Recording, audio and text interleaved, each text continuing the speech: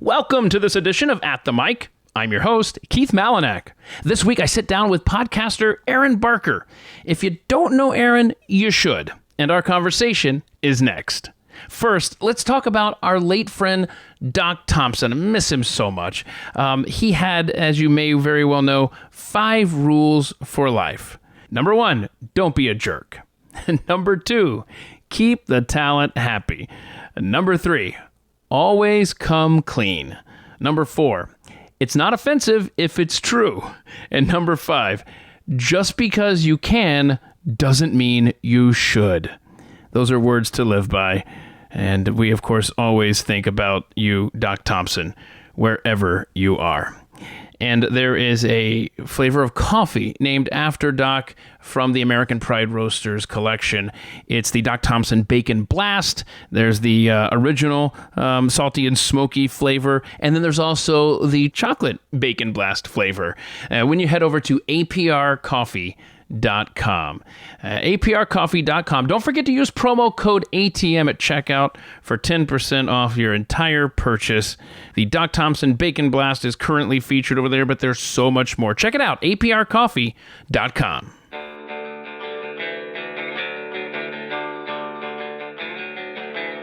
You're listening to At the Mic with Keith, an independent podcast production. Aaron Barker is someone I recently got to know, and if you aren't familiar, this is your chance to get to know him as well. So much to talk about. A podcaster who's taken a winding path to get where he is today, and it was a pleasure getting to know him and his story as well, and also some great advice that he's going to share for everyone that anyone can apply to their own life. Let's go ahead and get this conversation started. It's Aaron Barker here on At the Mic. Aaron, you are a host at Mojo 50 Radio, and first of all, tell us where we can find your show, because you do a great job with it, man. Where can people find you? Oh, well, thank you very much for that. So you can go to breakdradio.com, breakdradio.com, and you can get the show there. I do a Sunday show on Mojo that comes on at 1 p.m. Eastern time, and then I do a show on Odyssey Radio, which comes on Friday nights at 6 p.m. And that is ODYSYradio.com for them and Mojo50.com for the other one. And both of those shows, however, along with the Daily Breakdown, are located there at breakdradio.com. Yeah, man, you do a great job with that stuff. You're a thinker. I'll say that. And you live in, Kentucky, right? Which, by the way, is such a beautiful state. It's one of the, because I got to thinking about this. When I saw, Kentucky, I thought that is such an underrated state as far as natural beauty. I put Arkansas and New Mexico also on that list. Just a beautiful state there, man. Yeah, I do. We live in Kentucky. I agree with you. Where I live, we're about 35 miles south of Cincinnati. Okay. And a lot of people say over here, they're like, oh, we're in Cincinnati. And I'm like, no, we're not in Cincinnati. We're not a suburb of Cincinnati. We're not part of Cincinnati. Don't associate us with that. But yeah, we live about 35 miles south of Cincinnati, and we're lucky to be in a rural area. So we're close enough where we can run into town. And we're rednecks because we can say we run into town. We can run into town and have fun and then still be far enough removed from all the other crazy stuff that happens in the city. But yeah, Kentucky really is, man. It really is gorgeous. I mean, going up to the northern part of Kentucky when it gets around the Ohio River right across from Cincy is a little more of a city or inner city type feel. But like down in central, western, and eastern Kentucky, it's just absolutely beautiful down there. You've got the iconic horse fences that run the roads, alongside the roads with the tree-lined roads and all that. I mean, it really is some beautiful places over here. So very grateful to be here. Yeah, I agree. I used to drive back and forth between Lincoln, Nebraska and Atlanta, Georgia when I was in college, and really enjoyed that drive through Kentucky. So you were born, though, in Cleveland, Tennessee, just south of there. And I wonder, because I had a friend who went to a college there in Cleveland. Was that Carson Newman, or what's the college there in Cleveland? Can you think? Well, the one that I know of is Lee University. Okay. And it used to be Lee College. And the reason I was born in Cleveland, Tennessee is because my dad was going to Lee University at the time. Okay. So that's kind of, I grew up in the Church of God, which is a Pentecostal denomination, and their headquarters is in Cleveland, Tennessee. And that's where they decided to put their college as well to train all the ministers and such. Okay. So my dad was going there. And so it was kind of like the Mecca of the Church of God. So we were down there. I was born in January of 81. And my mom was in the hospital watching Reagan's inauguration while she was, a few days after I'd been born. But we shortly moved back to Kentucky. I think it was like May of that year. So we've been in Kentucky ever since, with a short stint.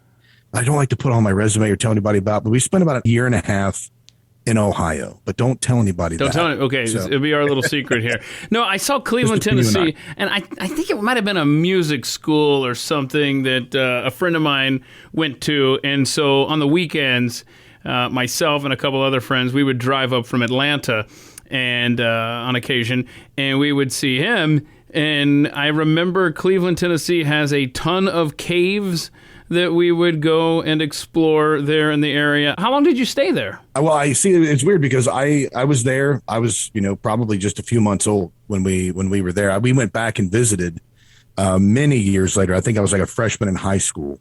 Okay. We went back and visited to see where I was born. Mm-hmm. And the hospital where I was born, they had a big shrine set up to me. Nice. People went, they lit candles and they said prayers and things like that. So it was actually quite touching to see that. Yeah, it's a really neat little town, honestly. It's a neat little college town. Yeah, that's another beautiful part of the country. That whole Tennessee Valley, Ohio River Valley, those two states, Kentucky and Tennessee, have a lot to offer, and I just love it through there. Okay, so you grew up there. Yeah, you have an older brother. Were you guys close growing up? Did he kick your butt? Did you kick his butt? How'd that work out? No, we hated each other growing up pretty much. We fought like brothers fight. And I tried to be the tag along in high school when my brother started making friends because I really didn't have any friends. I actually didn't have my first sleepover at a friend's house until I was in the 8th grade. And I don't know if that's normal or not, but to me at that time, everybody else was doing that stuff, but I was never really in the in crowd. But yeah, my brother and I, we didn't really get along too much. He went on a little bit of a rant in his high school years and kind of went astray for a little bit, but ended up, straightening his life out a little bit later, which is pretty awesome. I mean, he wasn't like a, drug dealer or male prostitute or anything like that. That came much later, but he was, when we got older, like right now, we're really close, like brothers end up being. It's weird because it seems like siblings when they're younger are always, especially because there's like 2.5 years difference between us. Okay. So he was a little more mature, obviously, than I was. He had to get a job sooner than I did and all that. But I think as young kids, siblings, we did at least, tend to fight more. And then it's not until your latter years where you understand the value of having a brother or a sister, and then all of a sudden you're more close. I don't know. That could be just my unique experience. But my wife's family was kind of the same way. They were semi close growing up, but there was a lot of difference in years between my wife and her older sister, and she had a middle sister. So they were moved out well before my wife was able to even really hang out with them. So she kind of had her own life as well. But now, I mean, they're super tight. Even though they live far away, they're still super tight. Now, your earliest memory, though, I think we can all relate to Hot Wheel cars, especially if we're a boy growing up in the United States of America in the 80s. Tell me, do you remember what kind of Hot Wheel car it was? Yeah, my dad, it was so weird because I, as far as I can tell, I'm pretty sure that this was in Erlanger, Kentucky, which is, northern Kentucky, which is pretty much where I spent my whole life. I remember I asked my dad, I was a wee little tot, asked him for something. I can't remember exactly what it was, only really leading up to it. I just remember a picture in my head. He reaches on top of the refrigerator and he pulls off this red Roadster convertible. It was like a 1981 or 1982 red Roadster convertible. And he looks at it and he kind of inspects it, and then he just gives it to me. And then that's like my dad at the time was probably in his 20s. And he's like he's considering, should I give him this Hot Wheel car? This is my favorite car. And then he gives it to me. So I remembered that. That's kind of burnt. I don't know why. It's just weird that I remembered that. What did your first car end up being when you got older, man? Oh, my first car was a 1987 Buick Skyhawk. Okay. I just wondered if maybe this, was in your subconscious for the rest of your childhood. Yeah.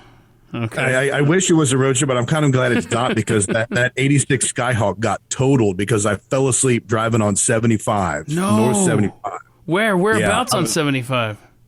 So it's like, if you're familiar with the area, there's a town called Dry Ridge and a city called Crittenden, Kentucky, and they're like quintessential redneck names there.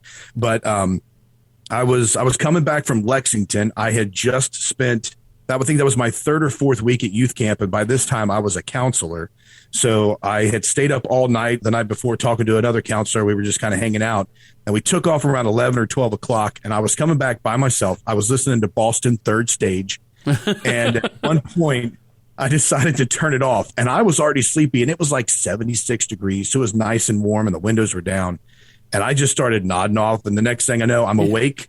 I'm in the median of the highway, and I overcorrect.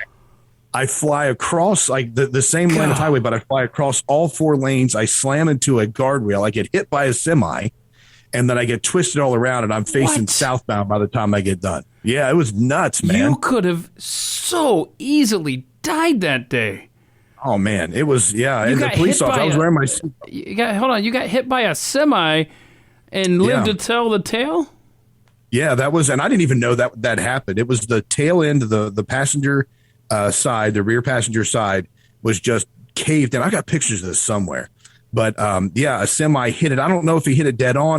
But the witnesses there said the semi just slammed into the car, flipped me around again. So yeah, it was pretty crazy. The cop told me when I hit the guardrail, he told me that because I felt myself lift, kind of leaning towards the left, because by this time I was, the guardrail, I was facing southbound, and the guardrail hit the driver's side of the car.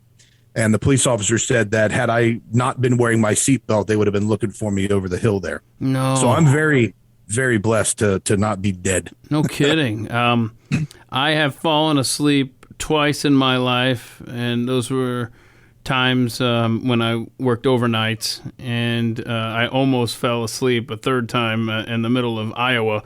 I was grateful that there was a thunderstorm happening, or else I could have had a similar situation as yours. Was there something where you didn't sleep the night before? Yeah, I was up. There was a dude down there that I had struck up a friendship with, and we were just hanging out and talking because we had spent a week, counseling these kids. So it was like the night before.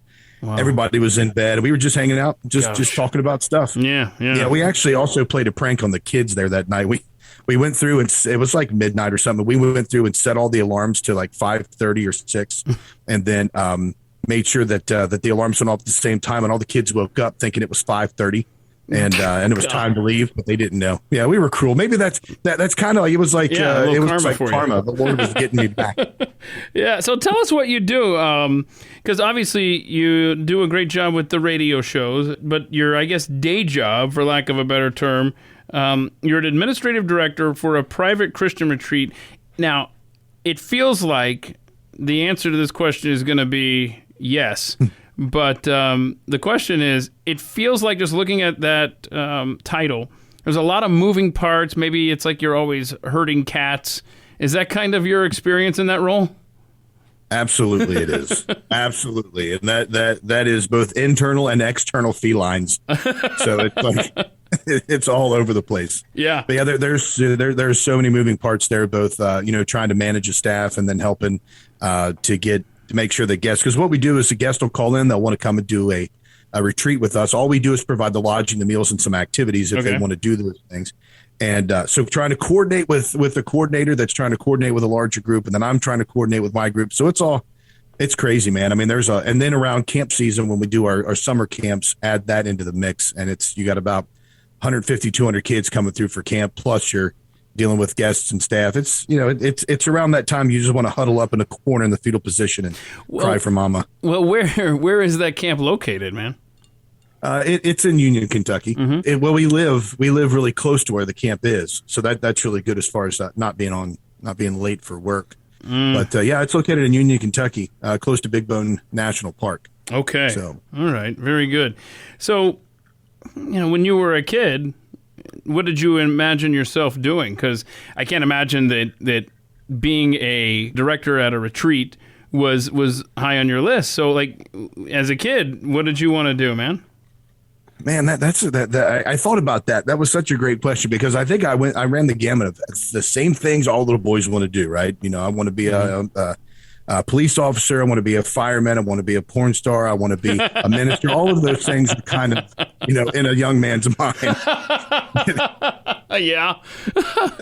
But yeah, like so but it wasn't around until I was around 15, and this is going to sound so weird considering that joke there, but it wasn't around like 15 years old or 12 or 13 years old, I think, is when I realized that I was actually called to be a minister, and I wanted to do that. So everything that I've kind of focused on has tried to be around communications.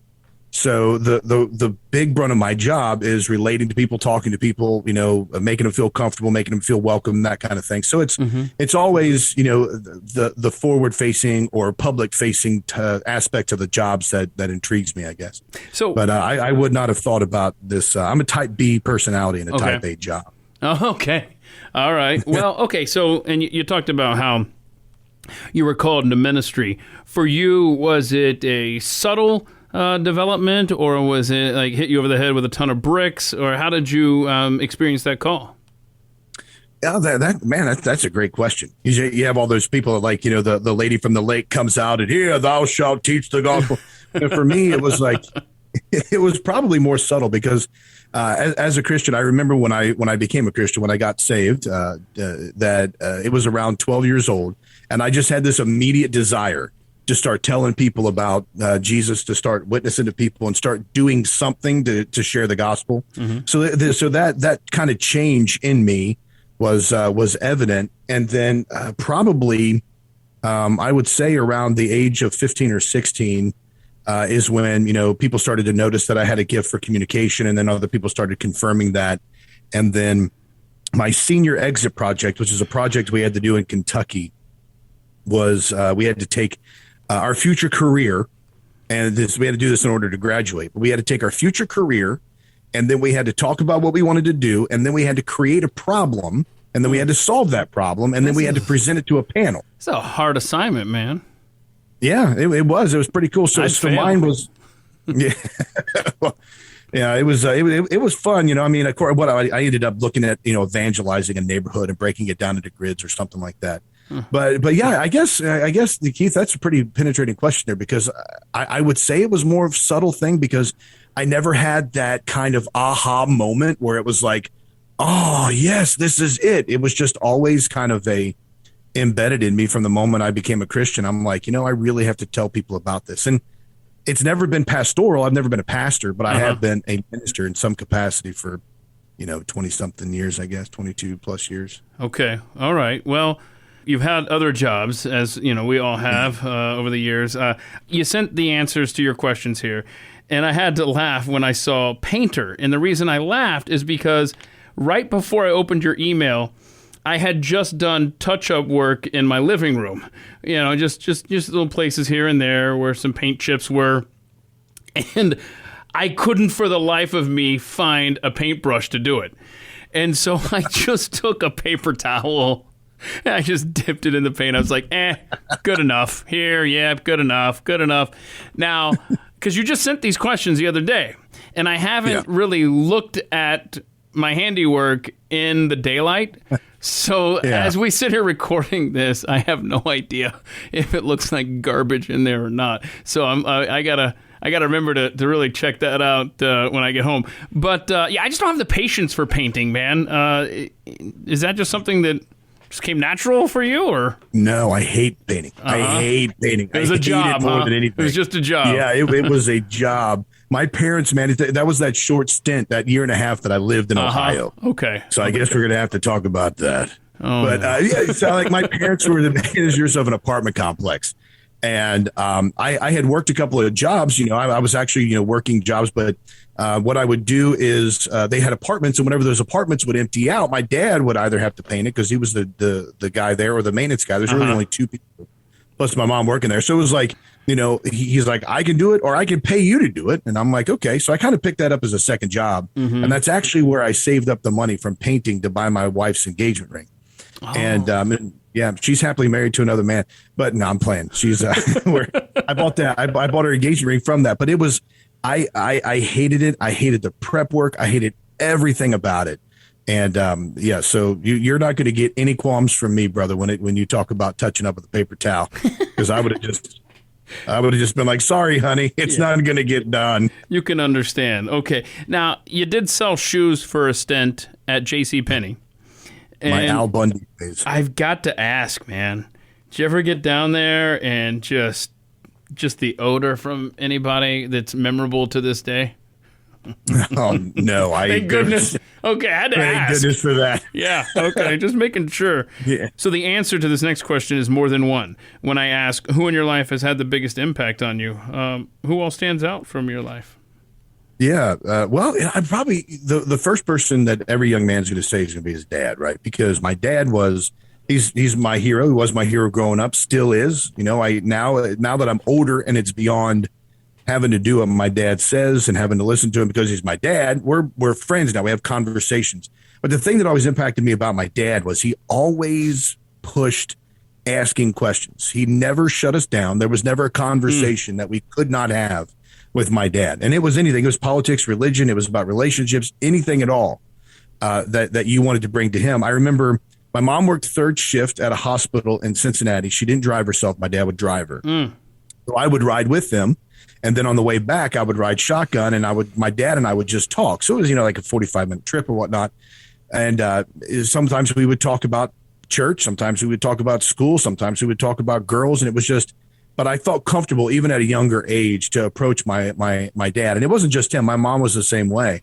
We could approach him about anything. So my dad, he gave me that foundation of asking questions, always seeking out the answers, never being afraid to challenge authority, never being afraid to challenge the ideas you thought you held or the ideas you thought were right. And my mom being the same way. But my mom, she's been a huge influence on me because my dad had to retire at a younger age due to an injury. And because of that, my mom had to step up and do a lot more. So she was, she worked longer hours. She switched to a third shift job so that she could make more money. She was just a hard worker. And both my parents were and still are. But I just admired my mom so much because she stepped up. She didn't throw in the towel. She was fully committed to her family and fully committed to her husband and just dug her heels in and worked. And now they're retired and they're enjoying their retirement. And so they've been probably the two biggest influences on me outside of, we can start talking about secondary and tertiary influences, but that's probably the two most impactful people on my life to this day. That's great. I'm sure someone that would be on that list is your wife, Allison. Where did you guys meet? We actually met at church. She was, I had left that church and was going to another church at the time, and she was coming back and she was going to that church. And my parents just kept talking. You got to come over and meet the piano player's daughter. Come over and meet the piano player's daughter. And I was like, yeah, I'll get there when I get there. So I went to church, and the first thing I saw of her was her back, like her back portion of her. She was standing and worshiping, and this is a young man's thoughts. I was like, well, if the front is half as good as the back, I'm gonna marry that chick. And awesome. That's awesome. So, and it worked out. But yeah, it did. It worked out. So the front was actually much better. Okay. So it was like, I'm sure she's going to love him. Or just as good, equally as good. Whatever sounds better as a compliment. That's awesome. And you are the father of two teenage girls. Isn't that fun? Isn't that fun having two teenage daughters at the same time? Oh my goodness. Oh man, I tell you what, I can't think of anything more fun, like a metal rod being shoved into my eardrum. No, okay. 4-inch spikes being dug into my skull. You fending off the potential suitors yet? Oh yeah, man. We did have an interesting experience. We tried this whole thing where it's like, I don't want my girls to quote fingers date anybody. Mm-hmm. I would much rather them look for a suitable mate. So it's more like this is kind of like evangelical speak. Maybe I sound old fashioned, but we looked more into like courting. What does courting look like? I don't want some teenage dude with hormones raging taking my daughter out just to have fun. Yeah, because I don't know what fun means, and I don't like the word fun when it refers to my daughter. No, our daughters, but. We tried a little bit of the courting phase, and I actually, one of the situations, it worked out as it was supposed to as far as the courting was concerned, because they ended up not being compatible, my older daughter and her boyfriend, I guess you could call him. What does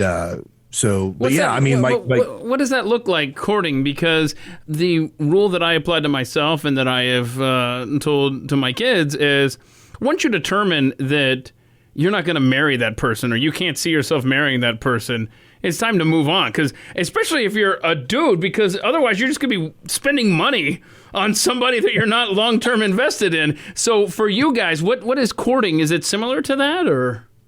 Yeah, that's pretty much what it is. I mean, it involved, I actually, the young man, I knew his mother because I went to high school. Actually, I went to high school with both of his parents. I didn't run with his dad, but I knew his mom from band. And, so I knew the family.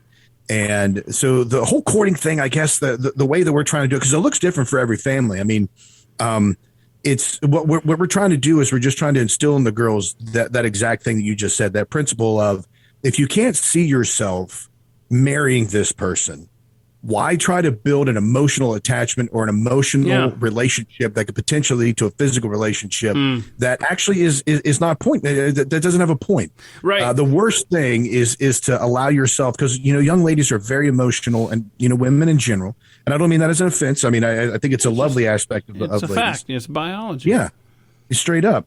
So I mean, like if a young lady gets emotionally invested into a relationship and there's no future, then they're just going to end up getting hurt for no reason. And it's not just for my girls. I think that not only should we be teaching young ladies how to approach young men or how to allow the young men to speak to them and act around them, but we should also be teaching our young men how to treat their other young ladies.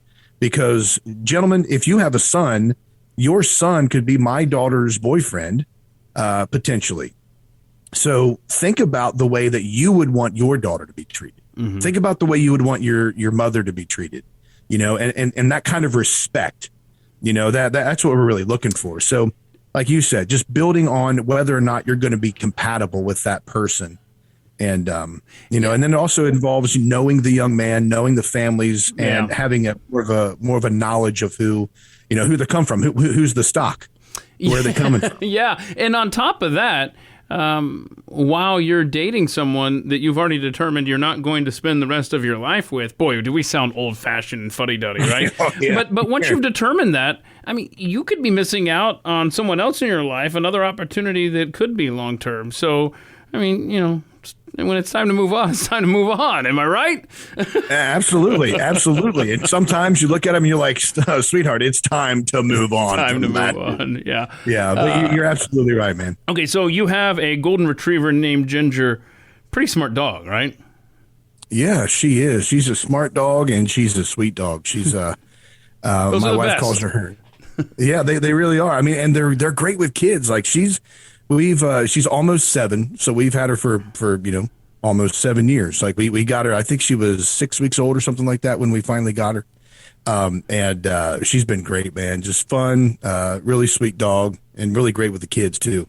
That's great, man. Sheds like crazy. Yeah, that's the thing with golden retrievers, man. Oh, they just hair everywhere. So I mean that is definitely the reason why I don't own a golden retriever.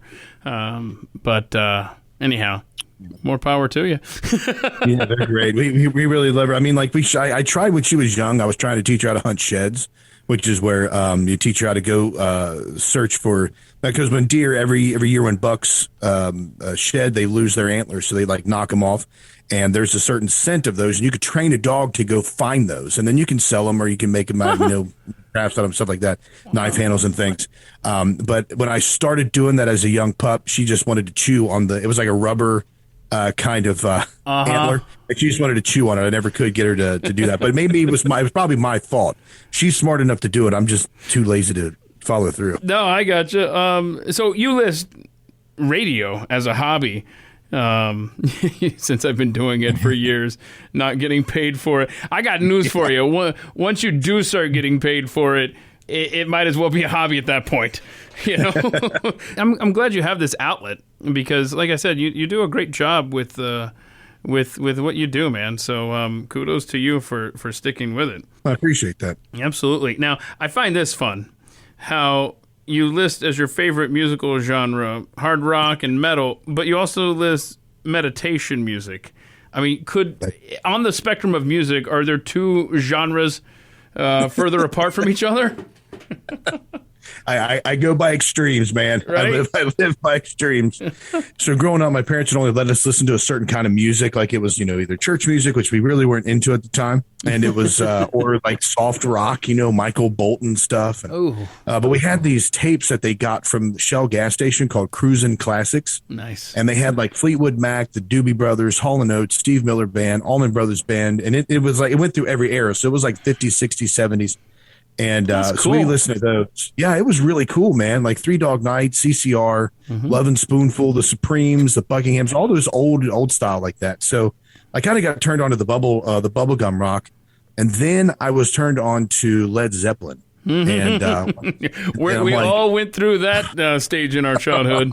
Yes, sir. Yeah, and then, but before that, it was Metallica. I remember I first heard Metallica, and Justice for All was the first album that I really remember hearing. And then the Black Album came out, and by the time I heard And Justice for All, I was hooked. So then that kind of opened the door for that. Did your parents, considering they said, okay, you can listen to church music or light rock, right? So when you started listening to Metallica, how did they react to that? They didn't know. I didn't tell them. I was one of those. I hid that from them. My dad discovered, like, I would listen to Anthrax and White Zombie and Pantera, Megadeth, Sepultura, all those guys that were heavy. And my parents never really knew about it. And I also went through a gangster rap phase when, I could never get my pants to not fall all the way down. I got no hips. Yeah, how'd they do that? I got no hips. That is awesome, man. Okay. So, I mean, growing up, did you have to hide a lot of stuff from your parents? Because you're talking to a kid who was raised Southern Baptist. And while I don't know that I necessarily hid stuff like the music I was listening to, I guess, you know what? No. Well, it just feels like maybe there was a Beastie Boys era in there where maybe I decided to plug the headphones in instead of just listening to it out loud, right?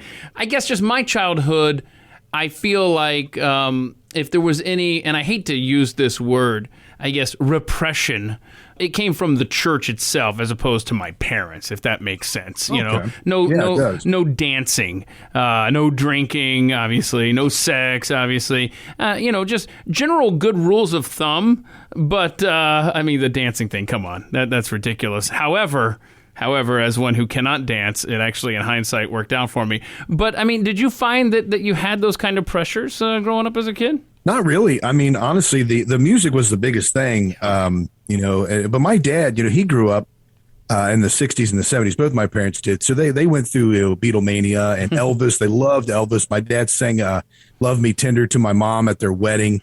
And so it was like, Elvis was around. He was big. Led Zeppelin, of course. And then Pink Floyd was the one that my dad also introduced me to. And that, oh my goodness, man. Pink Floyd, if I could listen to one group for the rest of my life, Pink Floyd would be it. But yeah, I really didn't have to repress. I didn't have to hide a lot of stuff. To be honest with you, I was always kind of scared to.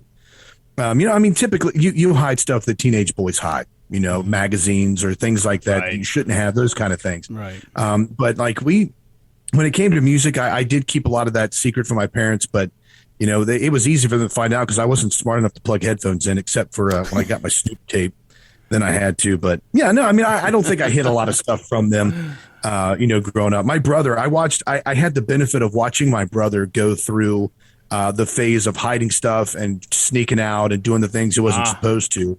So I was smart enough to learn from that to a certain extent, which really helped me out because I also got a lot more privileges because I'm like, I could be bad, but look at my brother. No, I'm not that bad. Nice. No.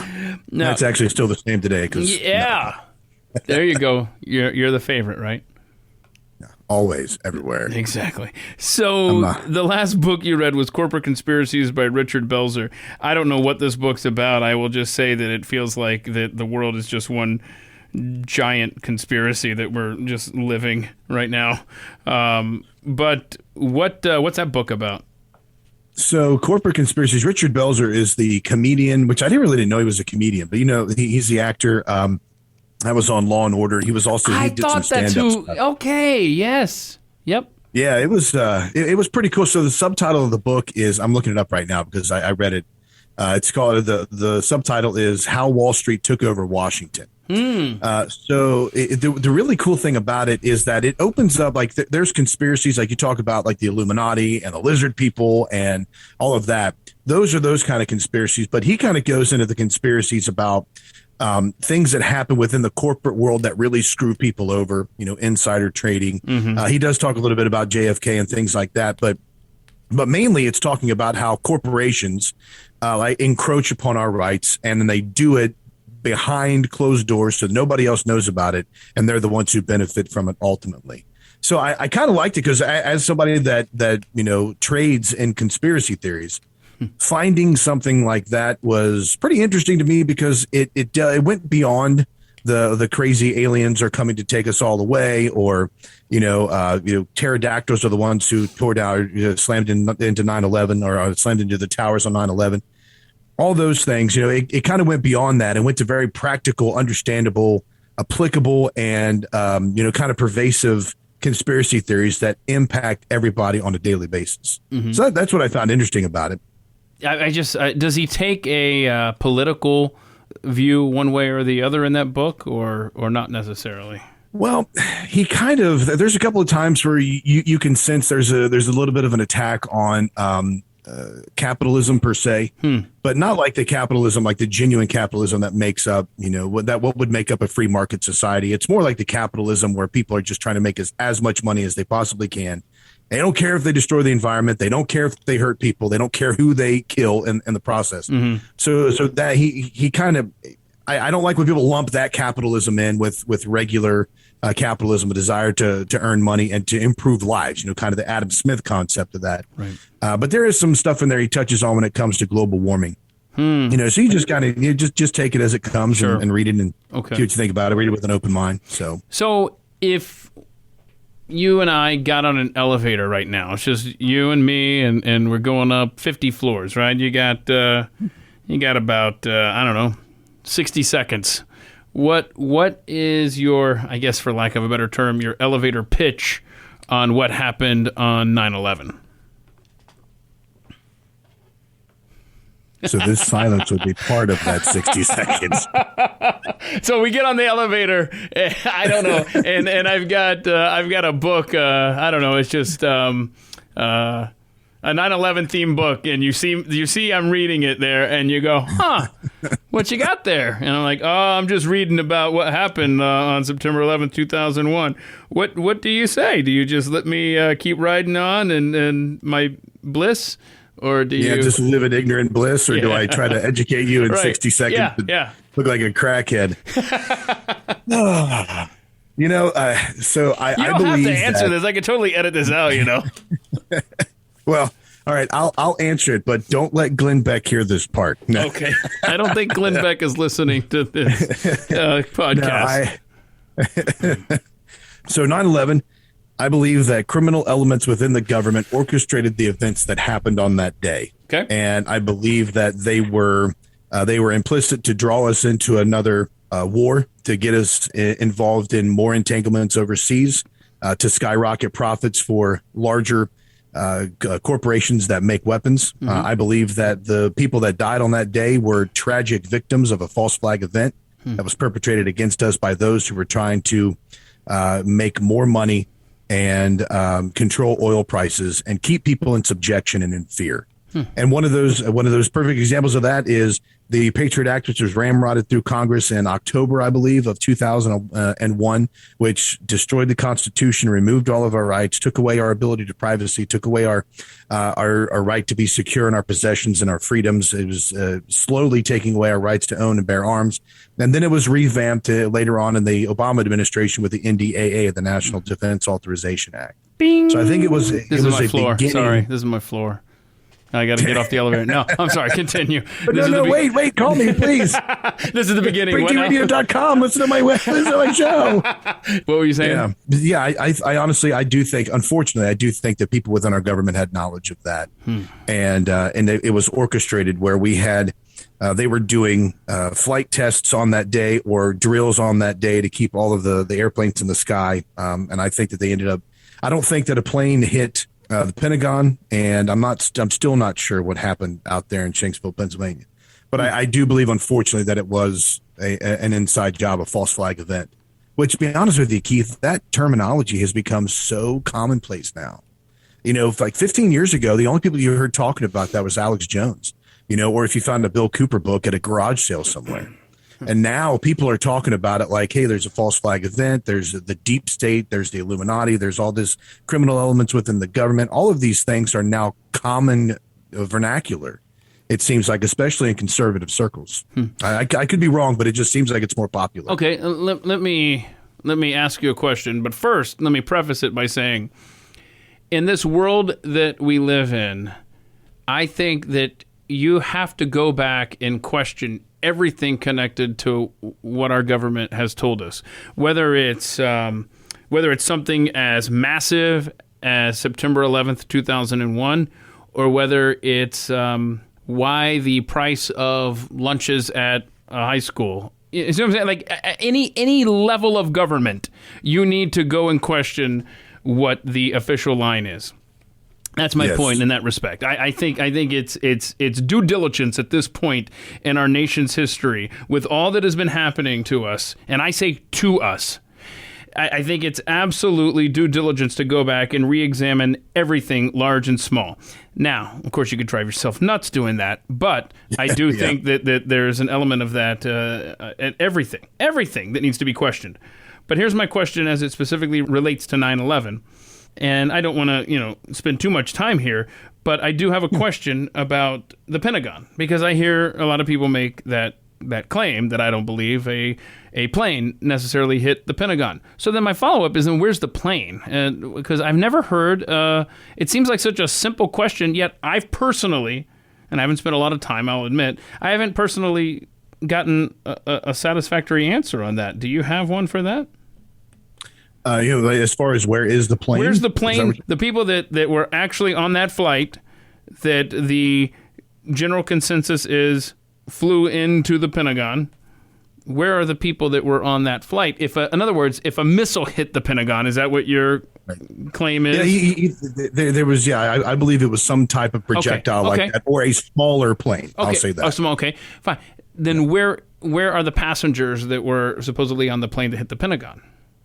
See, I've wondered about that myself. And you'll have to forgive me because it's been a bit since I've researched the nitty-gritty of this, but I believe that there's either fabricated flights or fabricated planes, or that something was just created, like a flight manifest was created, and that record was documented or doctored. I'd rather.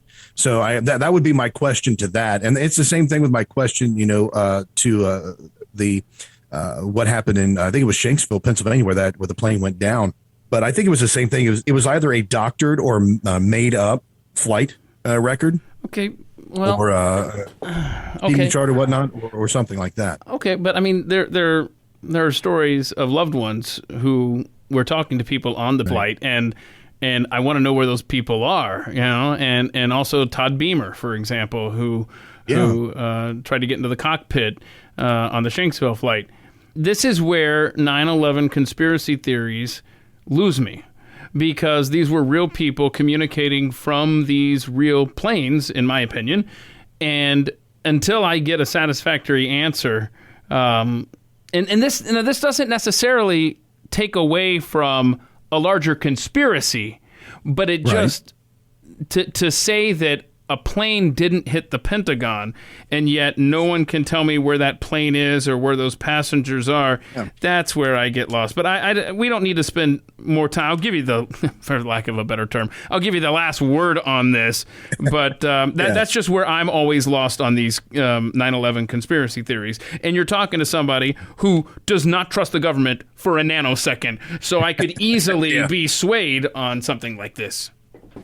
Yeah, those are all great. What I love about this, though, is that there's actually the willingness to have a conversation. Mm-hmm. So the established baseline is we have to question what the government's telling us. We have to question what the official absolutely is. Common ground, easy to find here. Yes. Yeah. So then, and then you could start. Then you could start looking at things, because another aspect of this is this: what if the government knew that this was going to happen? Similar to something that people talk about with Pearl Harbor.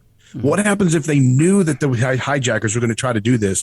But what they did is they assisted the hijackers in making sure that they had an easy passageway, no problems at the airport, easily able to get control of those planes. And real people did really die. Yeah. So maybe it was simply, we know this is going to happen. We're not going to do anything about it. As a matter of fact, we're going to facilitate it and help it happen. Back in 1993, when the World Trade Center was bombed for the first time, the guy who set the bomb there are tapes. The FBI set that guy up to do that. They coaxed him. They gave him the bomb. They told him where to go. They told him how to do it. He knew that they were trying to bust him, and he recorded them. And those tapes are well documented online.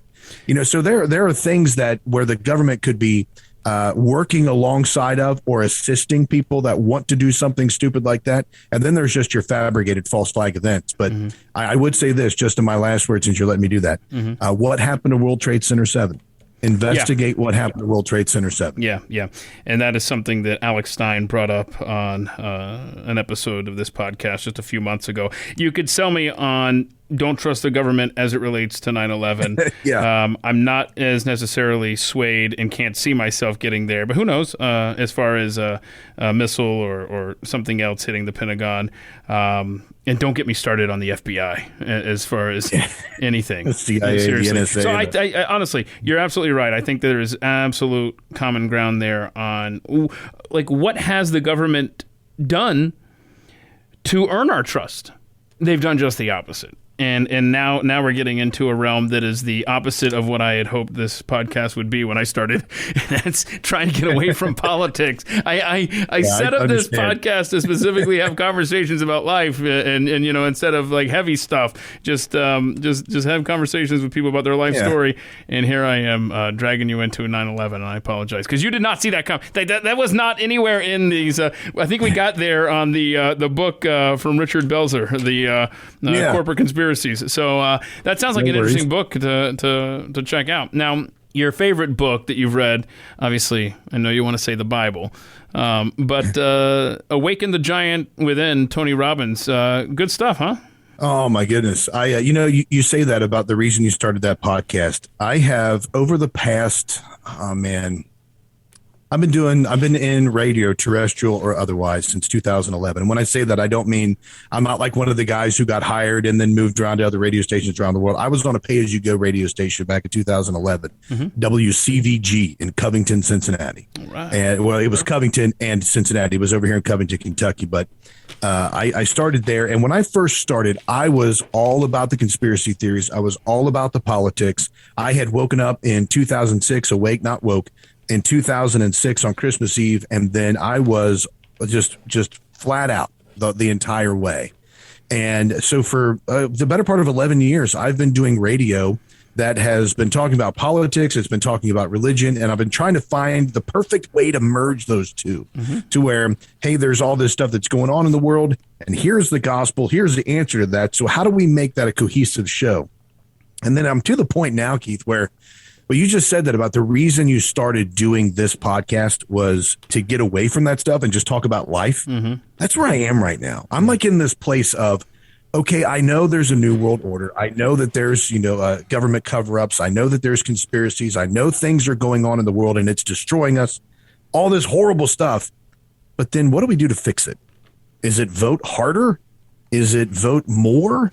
Is it, what is it? What's the answer? And so I've landed on this thing where it's people. People are the answer. And if I'm going to influence somebody, I'm not going to influence it by standing on a soapbox screaming about the new world order.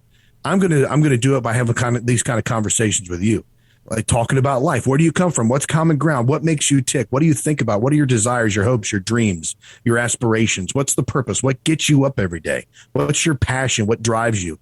Find those common ground and then find a way to help us as human beings raise our level of consciousness with one another and try to make a better world. That sounds cliche, but honestly, I think people are so tired of getting up in the morning and turning on the radio. At least I know I am. Yeah. And hearing the same exact thing, but from a different mouthpiece. And my show comes on. I have two shows. I have one show that comes on Sundays, and it's more about politics, current affairs, social events. And then my paranormal show that comes on Friday nights. But the show on Sundays, I'm really looking at what can I do to be effective to help humanity? How can I be of service to humanity? And that's one of the things I drew the most from with Tony Robbins, because that book, it was one of those things where, you've got potential, you've got passions, you've got desires. Now, how do you stir those up to move from point A to point B? How do you get yourself to a place where you can attach your pain to the things you don't want and pleasure to the things you do, and get yourself at a level of service to humanity? So that's what I got from that book. And it's one of the first books I ever read that I actually grabbed a pen and piece of paper and started writing things out, started like following the assignments in the book. Nice. And that was probably, I would say I got that like back in 2003, I think. But yeah, and I followed Tony Robbins through the years. I still do. I still listen to him. And but from that book, that's what I drew from that. And it's kind of been in the back of my mind for all of these years. How do we take ourselves from one plane of consciousness to another? How do we elevate our frequency of thought and make ourselves a cultural change agent? Mm-hmm. Yeah. Sorry, I got all that from that one question. I apologize if I went off. No, that's perfect. I will say that, and you mentioned it in your answer there, the government, the world, it's so exhausting. And they do their best to wear us out, and also they do their best to stick their tentacles into so many areas that it's almost impossible to completely disconnect. To just like, right. I want to watch a sporting event. Okay, well, get ready to have athletes tell you how to live your life and how to think. I mean, you see, like, it's just everywhere. Entertainment, right. and just places where you in theory should have refuge from that kind of stuff, but no. Okay, so I like this. You can play the drums, right? That's pretty awesome, dude. I've always wanted to be able to play the drums. But I love this. You can touch your nose with your tongue. You, sir, are a show-off.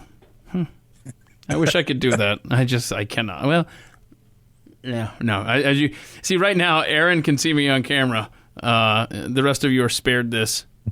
It's kind of fun. I like how you.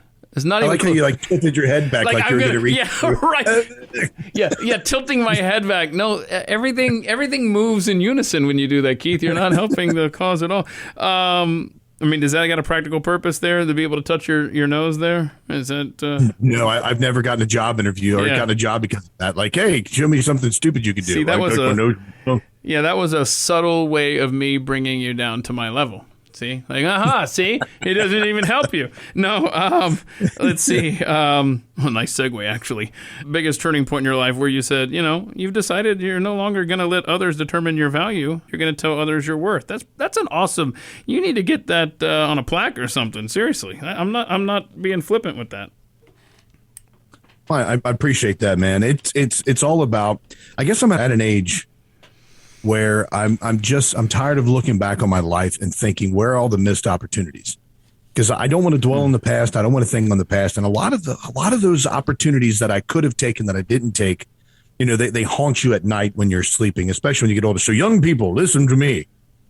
Do follow your passions. Don't let your dreams go away. No, but I think about that. Like other people are always telling you, I'm going to give you this as payment for your job, or I'm going to give you this in exchange for your labor, or this in exchange for your work. And so many times we settle for less than what we're actually worth because we're looking for either validation, or we're looking for money, or we're looking for something to just get us by for some period of time. And, when employers tell you, well, you have to do this, you have to work these extra hours, you have to, go above and beyond. You have to do all of these things, which in essence, I don't have a problem doing. But then you're devalued by them because they're still not providing you with what you need or what you're actually worth. I hope that makes sense. Yeah, no, I got you. I mean, I made up that saying because I realized, I've got a family to take care of. I'm looking into going into public speaking, and I keep telling myself nobody wants to pay to hear me speak. And And then I'm like, well, you tell the person the cost. This is what my experience, this is what my wisdom, this is what my lack of wisdom, this is what my life experience in totality can give you for this. Mm-hmm. And that's what it's worth to you. And this is how you're going to grow. There you go. The phrase again is, I am no longer going to let others determine my value, but I will tell others my worth. I love it. I also love this story. You met Steve Gadd, a legendary drummer, at a truck stop. Now, I love music, right? But I couldn't tell you, hey, Steve Gadd played for... I was surprised because when I looked this up, I thought, oh my gosh, this guy is a legendary drummer. Why don't you enlighten us on all of the projects he's been involved with, man? And I feel like an idiot for not knowing his name. Oh, man. If you've ever heard 50 Ways to Leave Your Lover by Paul Simon, right? He's the drummer who made up that, who wrote that track to that song. He played for Steely Dan. He was a legendary studio drummer back in the 70s. I mean, he's played. I mean, the list of his discography. Mm-hmm. Discography, is that the way it is? Yeah, discography. Yeah. There you go. Mm-hmm. I don't know if I've ever said that out loud. Right. That's a good point. No, that's a good point. That's one of those things that like you look for on the internet, but you never have to say out loud. I'm glad you mentioned the 50 Ways to Leave Your Lover by Paul Simon. All the stuff he did with Steely Dan. I looked up. I saw he's done stuff with the Bee Gees. I mean. He has... Yeah, Paul McCartney. He played with them before. Yeah. I played with him. That's cool. So you met him at a truck stop. Yeah, man. I was coming home one night. This was back in 2005, I believe. It was just 2005. I pulled up to an exit in Walton, Kentucky. And I was turning left, and it was an overpass over 75, the Interstate 75 that goes underneath it.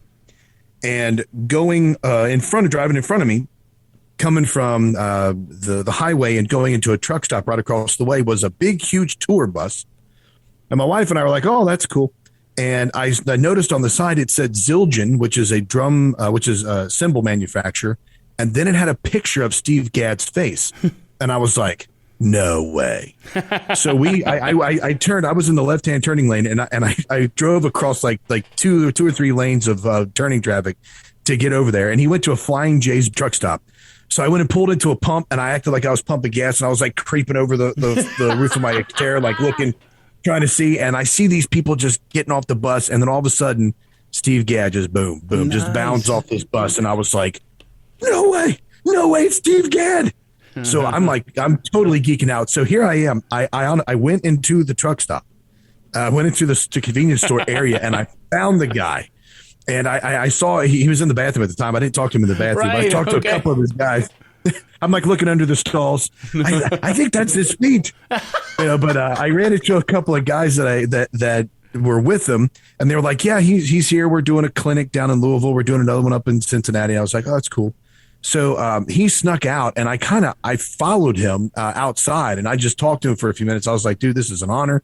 Totally great. He was super cool. He's from New York, and he was super cool about everything. Just I was like, oh, man, I was trying to get some free tickets to the clinic. I was like, oh, that'd be great to go to the clinic. He was like, yeah, you can go to this website, get the tickets or whatever. And I was like, oh, okay. So he left, and they started to go. Well, I was just a few miles away from my house, so I drove back home to my house. I got my Modern Drummer magazine that had him as the cover story on it. I drove back up to the bus stop, and I almost ran after him as they were walking up the road to this. They had taken the bus to a bus swatch next to it. I followed him up the side of this road, and I was like, Mr. Gadd, would you sign this for me, please? I was like, I went home and got my Modern Drummer magazine. Would you sign this for me? And he looks at it, and he goes, no. And I was like, yeah. So he just signs it. And I'm like, that's so freaking awesome, man. Thank you. And then he just walks away. I've still got that magazine right down here in the drawer of my desk. It's a prized possession. It's awesome. Is awesome, man. That is a great story. I'm surprised you had time to run home and back. That was awesome. I'm so glad that worked out. I was hoping. Yeah. Let's see here.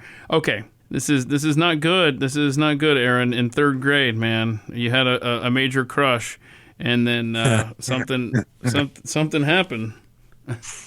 Oh, man. I tell you what, I remember it like it was yesterday.